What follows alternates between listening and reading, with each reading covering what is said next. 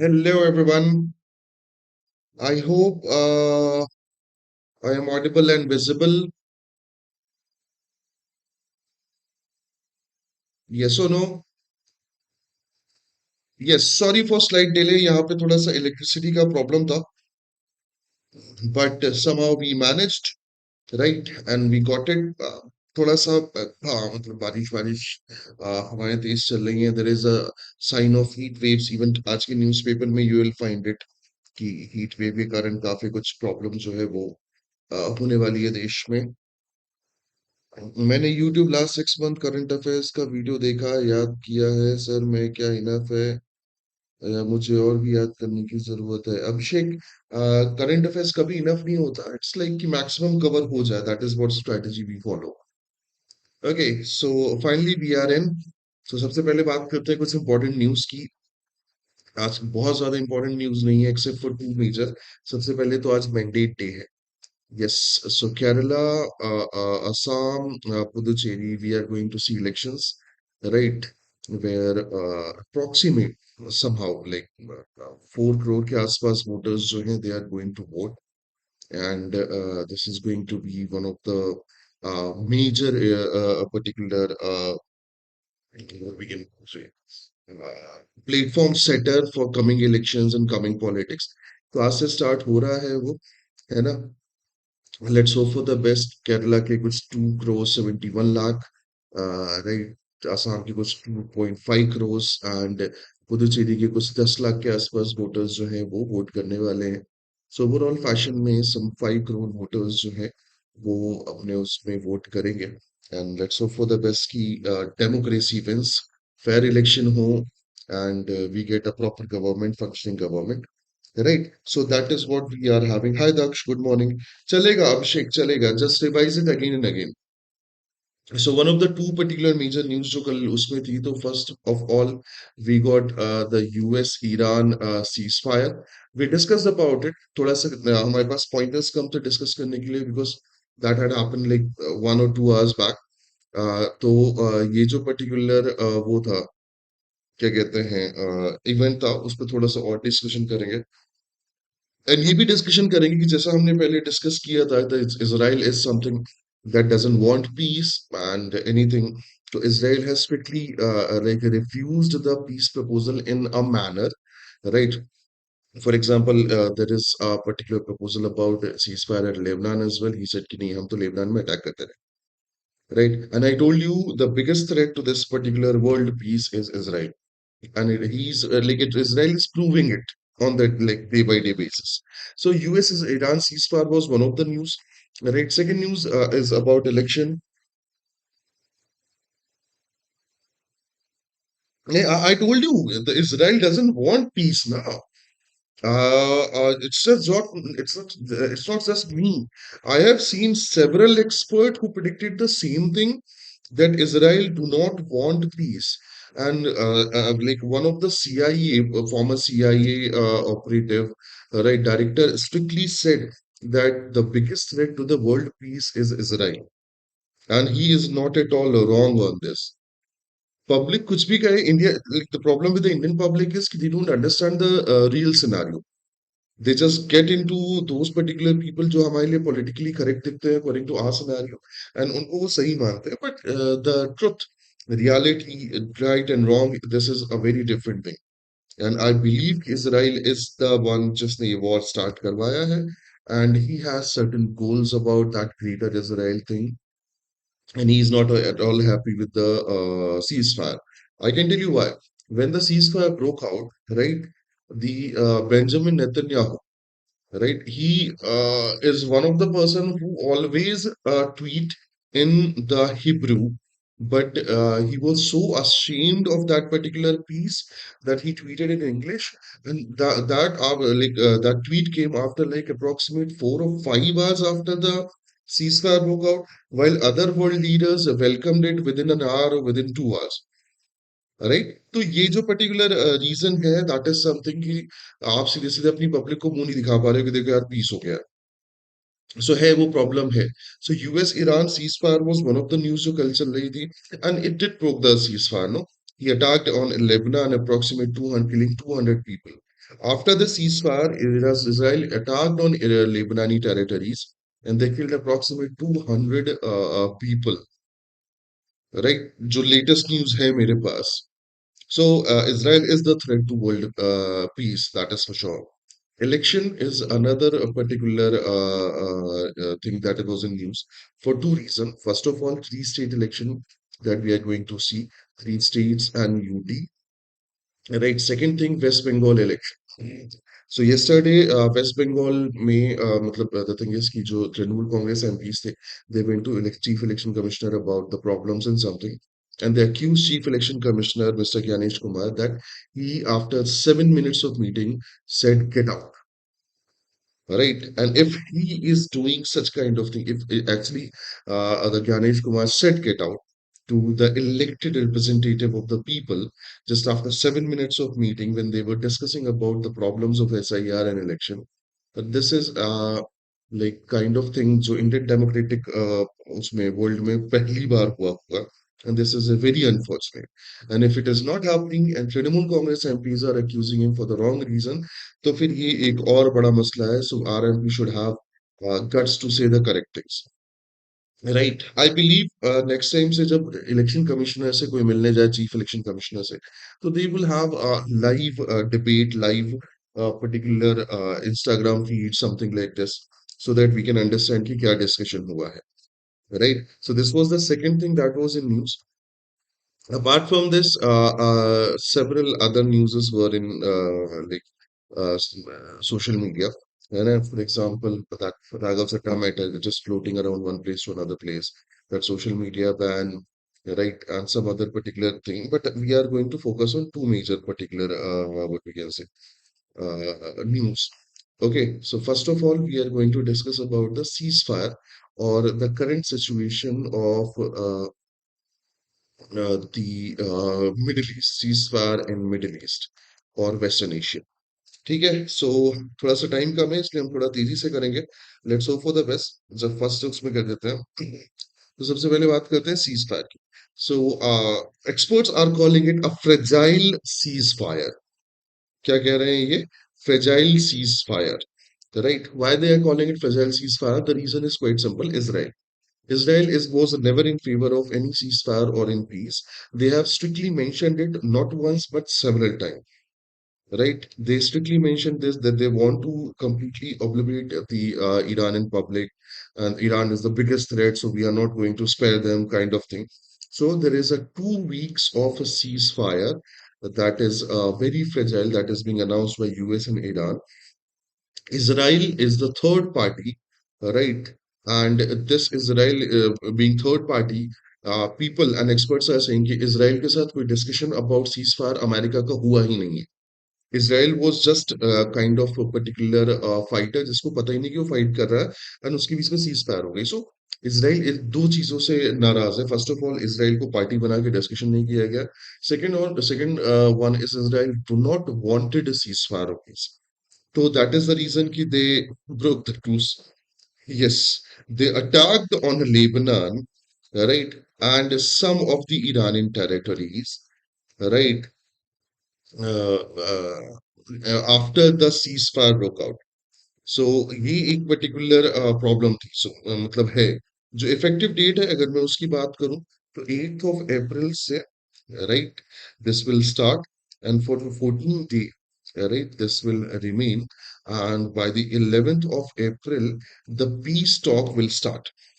So the cruise began at April 8, 2026 following the last minute diplomatic intervention by Pakistan. अब क्या देख तुम्हें क्या देखना बाकी है? अच्छा पाकिस्तान के भी मजे ले लिए गए थे कल सोशल मीडिया में. There was a post from Shahbaz Sharif official Twitter handle जो जिसका हेडलाइन था कि Pakistan PM post for X. तो definitely somebody else is sending the those particular tweets जिसको पाकिस्तान के पीएम यूज कर रहे थे. सो वो somebody else might be America or his social media expert whatever it is. Right. US and Israel agreed to suspend attack for 14 days. Right. In exchange, Tehran agreed to open the Strait of Hormuz for the maritime traffic. So US Israel जो है उन्होंने attack को रोकने का promise किया और Iran ने straight of Hormuz जो है उसको मैरीटाइम ट्रैफिक को के लिए खोलने का वो किया हुआ है, एग्री किया हुआ है, right. Strategic straight of Hormuz for the maritime traffic, strategic opening of strait of Hormuz, right. और उसके तुरंत बाद मतलब जब ये चीजें हो गई हैं तभी इसराइल ने जो सीज फायर था उसके टर्म्स जो है वो तोड़ दिए थे।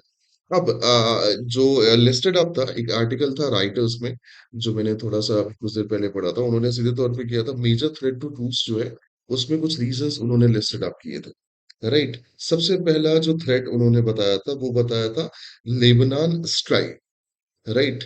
यस, उन्होंने बोला इजराइल लॉन्च, जस्ट मैं एक बार पढ़ के सुना देता हूँ तुम्हें। Israel launched a massive wave of air strike in Lebanon, killing at least 182 people. Prime Minister Benjamin Netanyahu stated that the ceasefire does not include Lebanon, a position supported by Trump administration. Right, so Netanyahu का सीधा कहना है कि Iran के साथ जो truce हुआ है, जो सीज फायर हुआ, that is different, it is not involving involved for the Lebanon. So he is going to strike in the Lebanon. Lebanon की जो लेटेस्ट न्यूज है उसके हिसाब से जो लटानी रिवर है, राइट, उसके पैरेलल जो सदर्न एरिया है, राइट, लेबनान का, वहां पे ऑलमोस्ट ऑक्यूपेशन जैसी कंडीशन जो है वो इसराइल की हो चुकी है।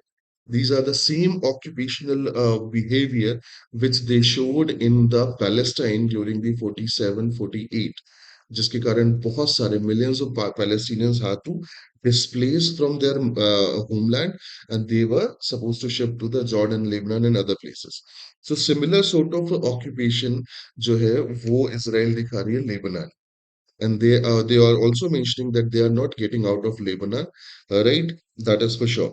तो उन्होंने सीधे तौर पे ही इसराइल को इस पर्टिकुलर ट्रूस के लिए सबसे बड़ा खतरा बताया है। दूसरा जो उन्होंने पॉइंट रखा है, दैट इज हॉर्मूज का क्लोजर, मतलब ये जो ट्रूस हो रहा है उसके लिए जो डेंजर है उसमें।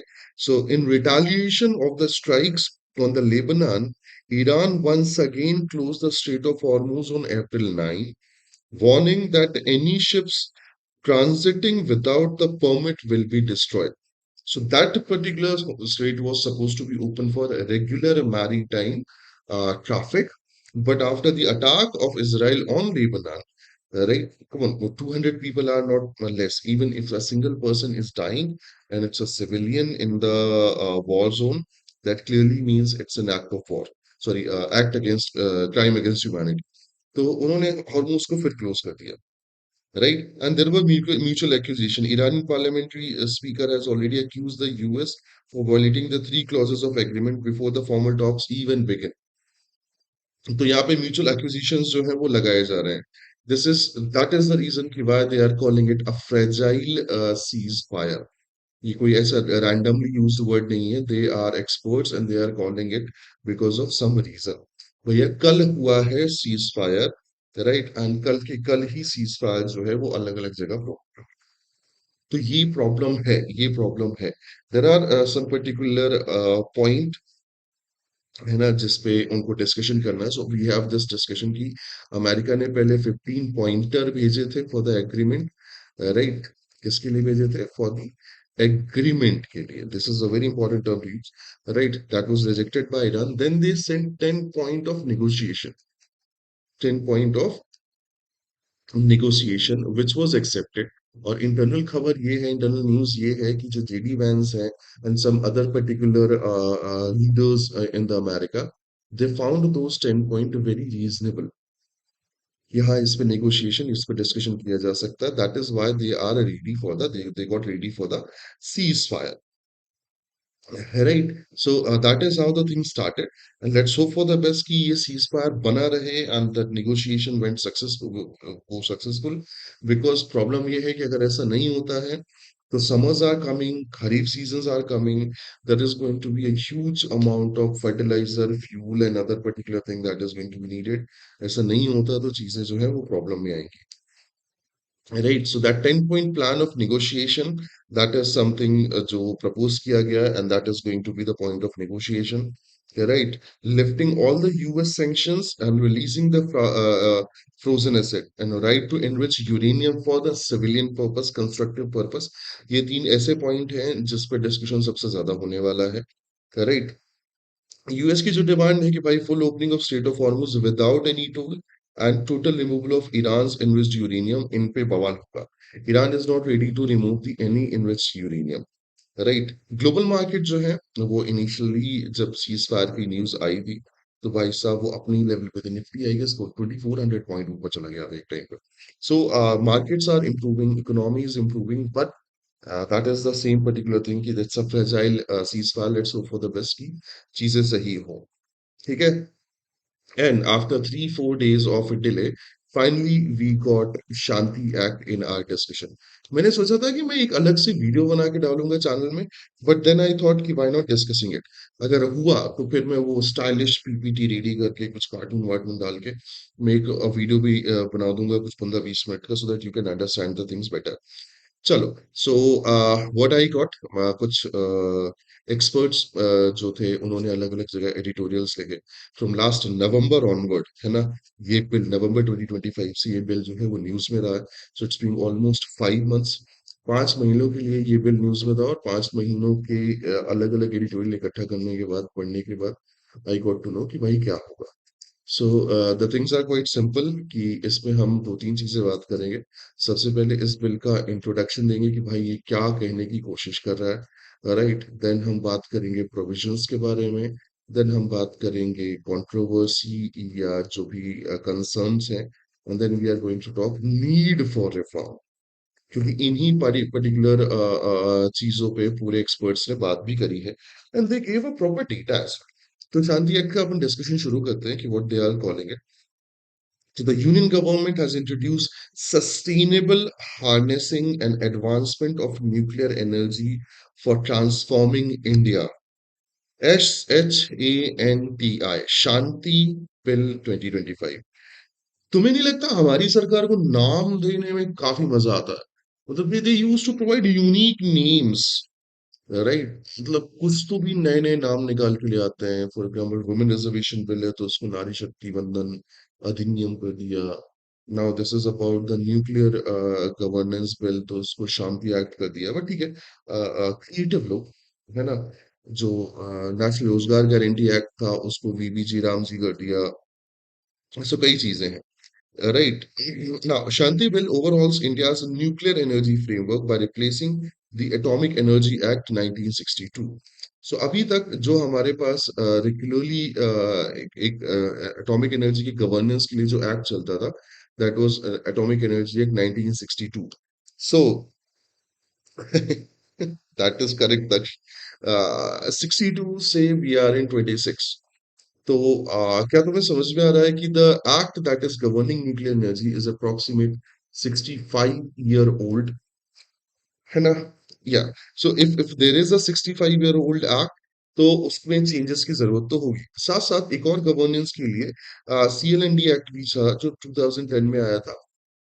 तो वो भी पर्टिकुलर देन मतलब जो है इसके लिए काम करता था, इसके लिए हेल्प करता था। So there were two major act but they are old.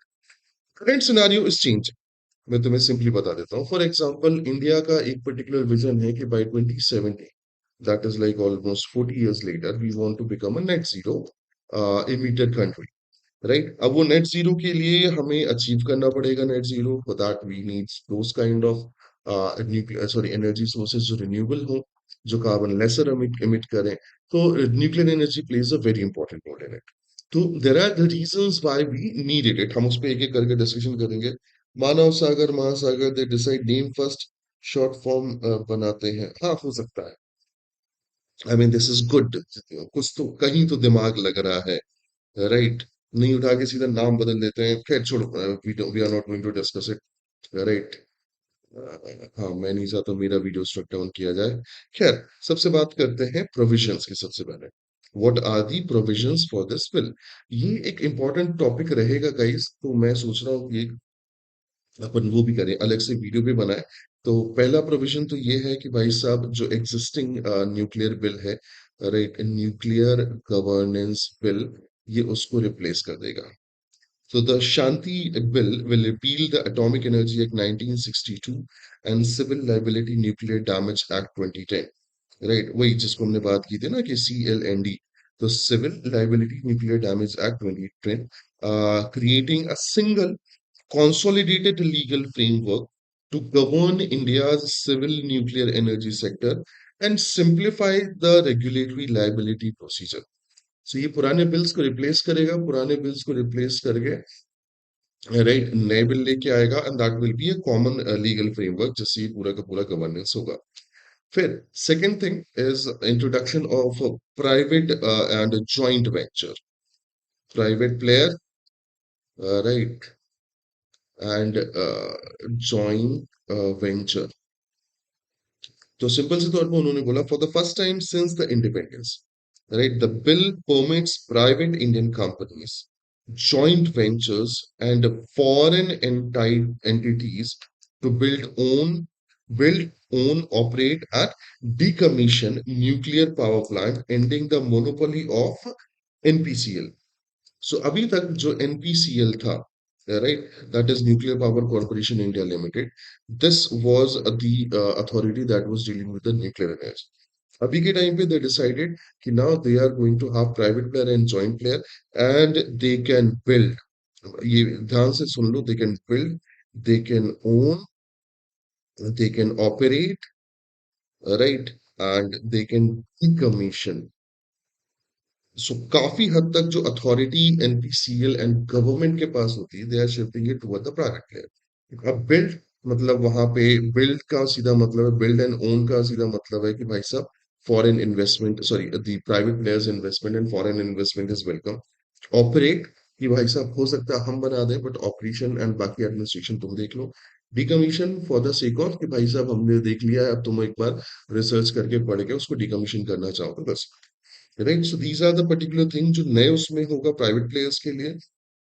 The third and most important thing जो इस बिल के लिए सबसे इंपॉर्टेंट था, क्योंकि ये कोई आम सेक्टर नहीं, this is a nuclear energy sector, so उसमें स्ट्रेटेजिक कंट्रोल, ये सबसे जरूरी पार्ट था कि ऐसा नहीं हो कि स्ट्रेटेजिक कंट्रोल जो है किसके पास है, पूरी तरह से प्राइवेट प्लेयर्स.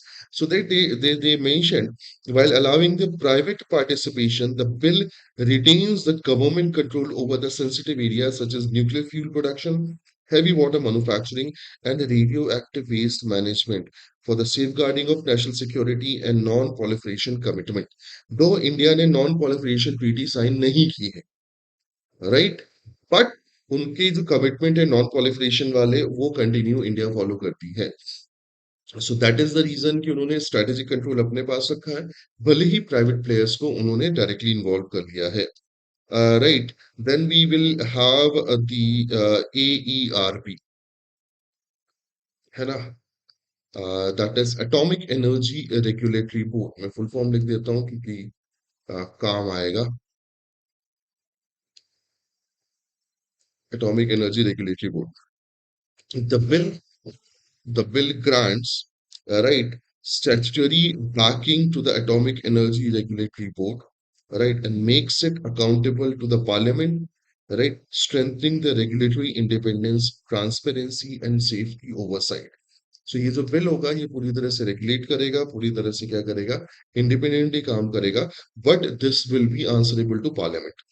ऐसा नहीं है कि इन्होंने एब्सोल्यूट अथॉरिटी जो है वो दे दी है, they are going to get the absolute authority, but they will be answerable. और इसको स्टैट्यूटरी कॉन्स्टिट्यूशनल जो वो होगा, अथॉरिटी जो होगी कॉन्स्टिट्यूशनल बॉडी की, वो बनाई जाएगी.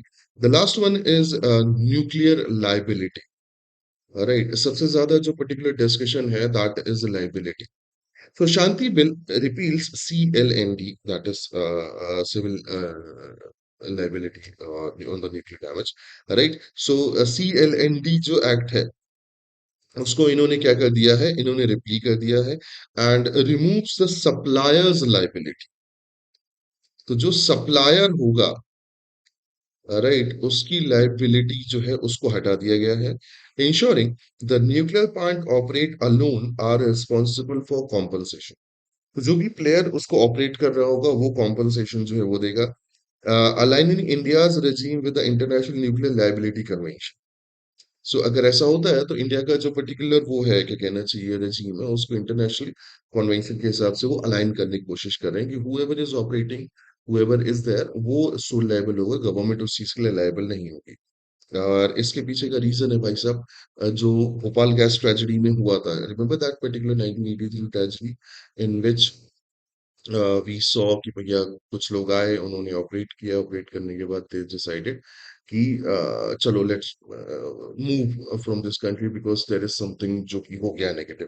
तो उन्होंने ये सारी चीजें की हैं, राइट। अब उसके अलावा डेडिकेटेड जो एटॉमिक डिस्प्यूट ट्रिब्यूनल है उसकी बात की है, एंड एडवांस न्यूक्लियर टेक्नोलॉजी के फैसिलिटेशन एंड रिसर्च के लिए बात की है। सो नॉट ओनली दिस, उन्होंने जो डिस्प्यूट होंगे उसके लिए भी एंड रिसर्च एंड टेक्नोलॉजी उसके लिए भी बात की हुई है। अब जो कंसर्न्ड है हम उनकी बात करते हैं। जो पीआरएस है उन्होंने प्रोविजन वो किए थे, जो कंसर्न निकल के आए हैं वो हमने एक्सपर्ट्स ओपिनियन से उठाए हुए हैं। तो जो कंसर्न्ड है सबसे पहले हम उनकी बात करते हैं। ठीक है, I get the statement one by one.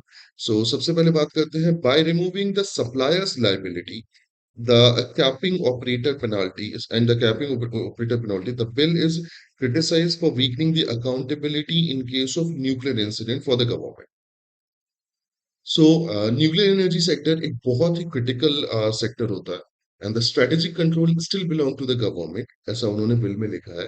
So by capping that particular operation operator penalty for that suppliers liability, government अपनी जो पर्टिकुलर वो है criticism है वो उसका पलड़ा झाड़ रही है।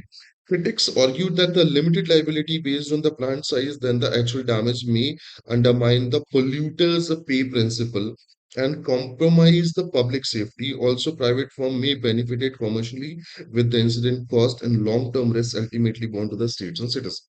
तो उनका कहना है कि भाई साहब जो कॉम्पनसेशन, जो पर्टिकुलर मनी इन्वॉल्वमेंट होगा उसमें टेक्निकली जो प्राइवेट प्लेयर्स हैं उनको फायदा हो सकता है, क्योंकि जो अफेक्ट होगा उस इंसिडेंट का, that will be on the state and the citizens, उसके बारे में कोई डिस्कशन नहीं है।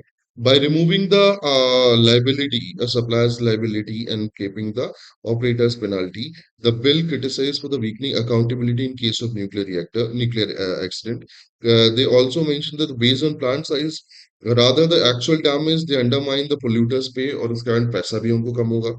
So ये बहुत सारे ऐसे पर्टिकुलर पॉइंट्स निकल के आए जिन्होंने बात की कि भाई क्या चीज हो सकती है। सो स्टेट ने अपनी पर्टिकुलर जिम्मेदारी, अब मैं तुम्हें हिंदी में समझाता हूँ, स्टेट अपनी जिम्मेदारी जो है वो ट्रांसफर कर रहा है किसको, प्राइवेट प्लेयर्स को। एंड प्राइवेट प्लेयर्स जो है उनके ऊपर जो कॉम्पनसेशन, जो लाइबिलिटीज है, रेट, उस पे जो पर्टिकुलर फाइनेंशियल बर्डन होगा, दूसरी चीजें होंगी, वो भी रिड्यूस कर रही है, कैप कर रही है, based on the plant size. So even if a small amount of radiation is being leaked and it is spreading on the vast area, it is damaging huge amount of population. But they are going to get compensation, or they are going to get penalties based on the plant size, not on the damage on the civilians. तो ये एक particular point है जो concern में था सबसे ज्यादा, और इसीलिए ये बिल सबसे ज्यादा क्रिटिसाइज भी हो रहा है। Talking about need for reforms, है ना, हम उसकी बात कर लेते हैं। हालांकि जो मेजर पॉइंट थे वो तो अपन ने स्टार्टिंग में डिस्कस कर लिए। Need for reform is quite simple, right. सबसे पहले तो बात कर लेते हैं क्या, फाइनेंस क्या। तुम बोलो, मानो नहीं मानो, but there are problems with the existing projects with the government, they don't have enough finances. So simply एक पर्टिकुलर टारगेट है जो ये कह रहा है कि by 20, but the end private company will pay the compensation, right? हाँ obviously, but they are going to have insurances as well ना। बहुत सारी चीजें होता है, कॉम्प्लिकेटेड है थोड़ा सा। क्या, पॉइंट पे आते हैं। तो एक पर्टिकुलर वो है, क्या कहना चाहिए, टारगेट रखा है इन्होंने, that is 100 gigawatt of nuclear energy by 2050। Okay, and to achieve this amount of nuclear energy, the government need approximate 15 lakh crore of investment.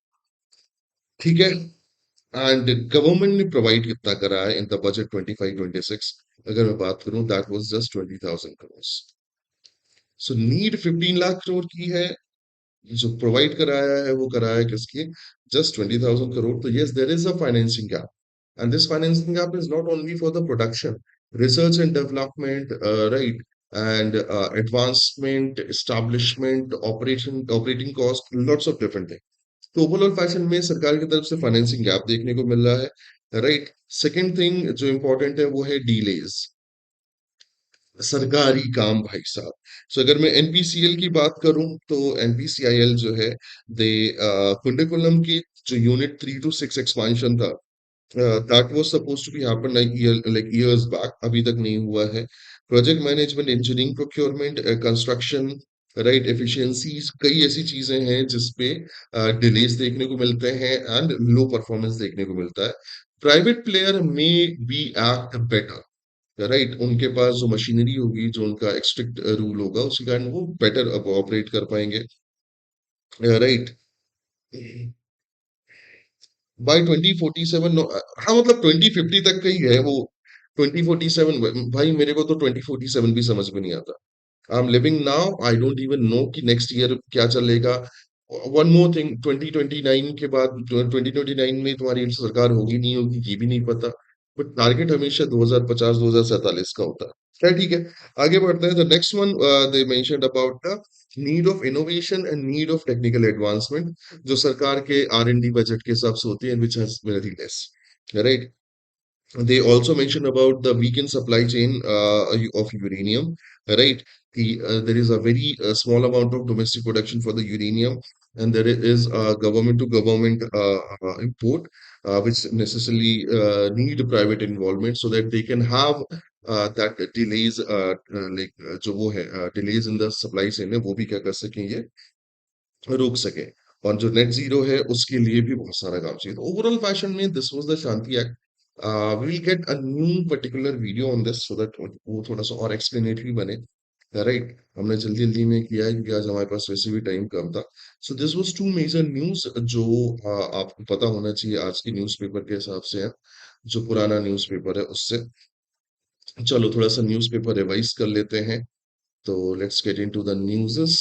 सबसे पहले भैया इलेक्शन है तो आपको पता होना चाहिए। फ्रेजाइल सीज फायर है वो भी आपको पता होना चाहिए।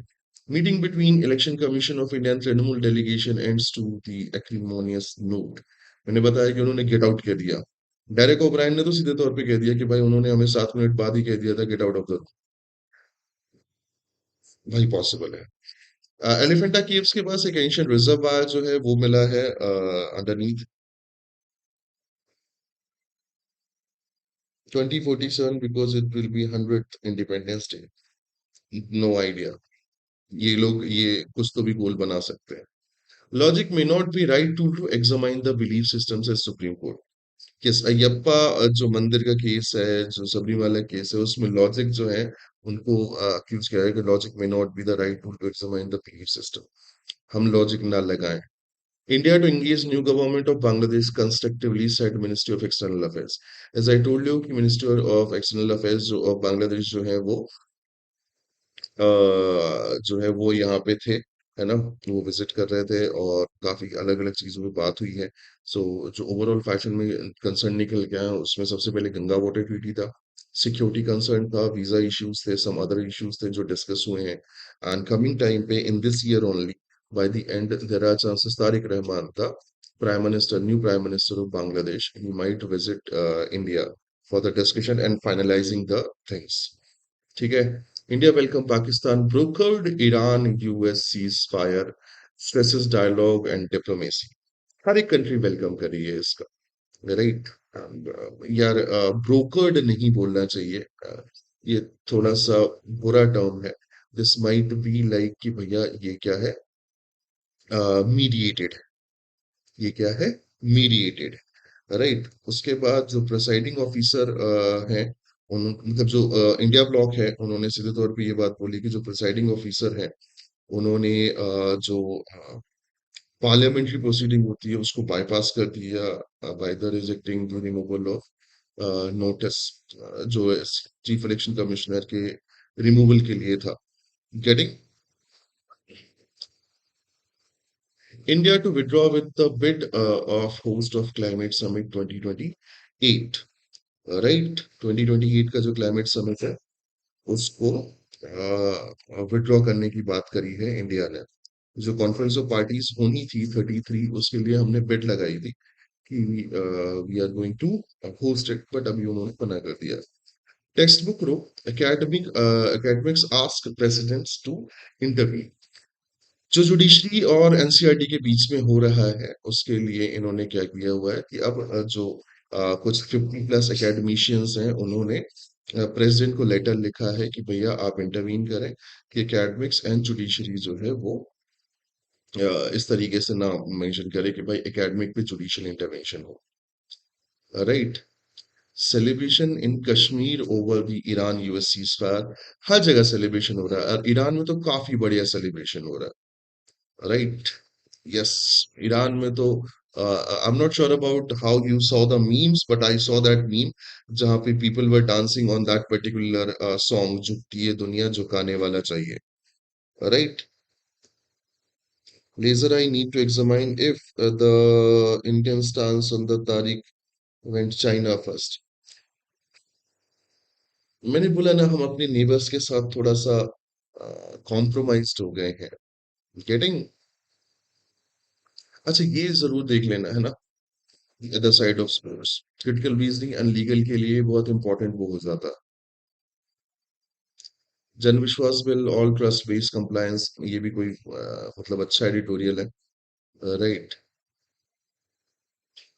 वेट अल हाँ। Vaccination crisis centre increases the fertiliser sop for the kharif season. ये उनको करना ही पड़ेगा क्योंकि खरीफ सीजन के पहले हमें फर्टिलाइजर्स का मैक्सिमम स्टॉक चाहिए कि ऐसा नहीं हो कि फिर से ये लड़ने लगे और हमें ना मिले। Fifth seeks clarity on Iran still control state of Hormuz. yes, Iran do control state of Hormuz, but he had freed the Hormuz for the regular maritime traffic, but Israel ने जो किया उसके बाद उन्होंने वापस होल्ड कर दिया। Summer heat and oil shock raises concern for India's energy demand. Right? Yes, India की जो एनर्जी डिमांड है वो हीट वेव के कारण और ऑयल शॉक के कारण थोड़ा सा इंडिया कंसर्न में होने चाहिए। And our government is doing great by participating in election. Yes, I mean अबे पूरी सरकार वेस्ट बंगाल में बैठी हुई है यार इलेक्शन कैंपेन करने के लिए, तो वो चला कौन रहा है देश? That is what I am asking. Right. Modi ji, Amit Shah, Yogi ji, some other ministers, सबके सब बंगाल में इलेक्शन करने के लिए गए हुए हैं। तो I am just asking who was running the government. खैर, Trump sending VP to Pakistan for the Iranian talk. So vice president जो है सैटरडे को पाकिस्तान में होंगे for the talk. Right, Iran attacked Kuwait UAE after strikes on all their facilities, said state TV. Obviously, उनके यहाँ attack करोगे तो वो भी अटैक करेंगे। Bangladesh parliament endorses ban on Hasina's Awami League. Bangladesh की पार्लियामेंट जो है one of the major opposition party Awami League को बैन करने की बात कर रही है। Some experts from Bangladesh they are happy, but major expert in the democratic world they are saying it कि नहीं, दिस इज समथिंग जो कि नहीं है सही, क्योंकि आप अपोजिशन को बैन नहीं कर सकते। Opposition balance the power in any democracy. Right. Afghanistan Pakistan agrees to deescalate in conflict says China. Nobody had noticed it. Check out Assam politics, it's so entertaining. Right? अरे भाई साहब, हेमंता विश्व Sharma is always entertaining. I am like I have seen several of his statement and मजा आ जाता है भाई। ये तो रहने दो। खैर, nobody noticed this, but सबसे ज्यादा जो पर्टिकुलर फायदा हुआ है ड्यूरिंग दीज 40-45 days वो चाइना को हुआ है। चाइना का अपना जो स्ट्रॉन्ग होल्ड है वो बना है। चाइना के जो पर्टिकुलर स्ट्रेटेजिक विन है ओवर इन एवरी सिचुएशन वो देखने को मिली है। चाइना वाज द वन जो एक्चुअली ईरान के साथ इस टाइप पे बात कर पाई कि भाई चलो खत्म करते हैं। अफगानिस्तान पाकिस्तान के बीच में भी। So China is emerging as the leader and China now there is another point जो सबके उसमें था कि भाई पहले आप अमेरिकन माइट को चैलेंज नहीं कर सकते थे, but now people have understand कि वो जो सोल पावर या एक पोल था ना वो कॉम्प्रोमाइज हो चुका है। So American power American might may can be challenged. Getting in Iran Trump faces limits of American power. ये पढ़ लेना जो हमने बात की सब वही लिखा हुआ है। Right. Over 100 killed in Israel strike in central Beirut. Now that is more than 200. Right. Europeans welcome the truce. Right. Calls for Lebanon inclusion. जो इसराइल की तरफ से बेंजामिन नेतन्याहू के ऑफिस की तरफ से ट्वीट आया था कि Lebanon is not included in the cease fire. उसके लिए जो यूरोप है उन्होंने बोला है यूरोपियन कंट्रीज के उसने कि भाई जल्दी जल्दी वो करो। Okay, Kyrgyz leader consolidate power in Rocky central Asian country. Kyrgyzstan के प्रेसिडेंट जो है वो अगेन मतलब किर्गिस्तान में एक डिक्टेटरशिप काइंड ऑफ थिंग चल रही है। President Trump statements on Iran raises question about international law. ये भी पढ़ लेना कि चाचा क्या कर रहे थे।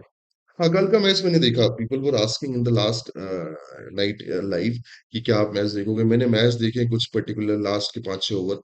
डेविड मिलर, ये एकदम करेक्ट स्टेटमेंट है। Miller goes from hero to villain as Titan wins thriller. So Miller had those chances, right, जहां पे वो एक सिंगल रन ले लेता सेकंड लास्ट बॉल पे और मैच टाई हो जाता। बट ही डिसाइडेड कि he will play the last ball and he will hit six, but वो नहीं हो पाया एंड एट द एंड वो रन आउट भी हो गया। तो कुलदीप यादव, तो ये एक पर्टिकुलर ऐसा सिस्टम, ऐसा वो बन गया था केस जहाँ पे जीतने के बाद भी हार गए, right. So that is what is happening happened it for the yesterday's match. So this was the entire news for today, right? I hope you guys enjoyed it.